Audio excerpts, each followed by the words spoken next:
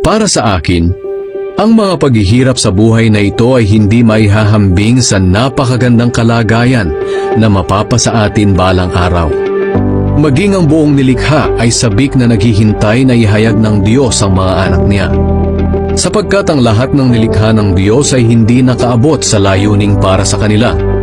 Nangyari ito hindi dahil sa gusto nila, kundi dahil ito ang gusto ng Diyos. Pero may pag-asa pa. Dahil palalayain din niya ang buong nilikha mula sa kabulukang umaalipin dito. At makakasama rin sa napakagandang kalagayan ng mga anak ng Diyos. Alam natin na hanggang ngayon, ang buong nilikha ay naghihirap at tumaraing tulad ng isang babaeng manganganak na. At hindi lamang ang buong nilikha, kundi pati tayong mga tumanggap ng banal na Espiritu na siyang unang kaloob ng Diyos, ay dumaraing din habang naghihintay tayo na matubos ang ating mga katawan at mahayag ang ganap na katayuan natin bilang mga anak ng Diyos. Ligtas na tayo at naghihintay na lang na maging ganap ang kaligtasan ito. Umaasa tayo dahil wala pa ang inaasahan natin. Aasa pa ba tayo kung nariyan na ang ating inaasahan? Pero kung ang inaasahan natin wala pa, maghihintay tayo ng may pagtitiyaga. Tinutulungan tayo ng banal na Espiritu sa kahinaan natin.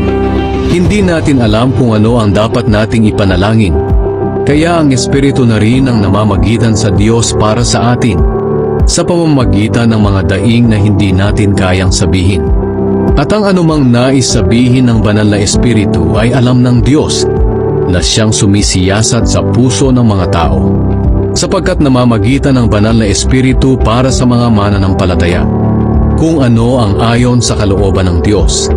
Alam natin na sa lahat ng bagay gumagawa ang Diyos para sa ikabubuti ng mga umiibig sa Kanya, na Kanyang tinawag ayon sa Kanyang layunin. Sapagkat alam na ng Diyos noon pa man kung sino-sino ang Kanyang magiging mga anak, at sila'y itinalaga niyang matulad sa Kanyang anak na si Jesus, para siya ang maging panganay sa maraming magkakapatid. Kaya nga ang mga taong pinili ng Diyos noong una pa ay tinawag niya para maging Kanyang mga anak. At ang mga tinawag niya ay itinuring niyang matuwid. At ang itinuring niyang matuwid ay binigyan niya ng karangalan.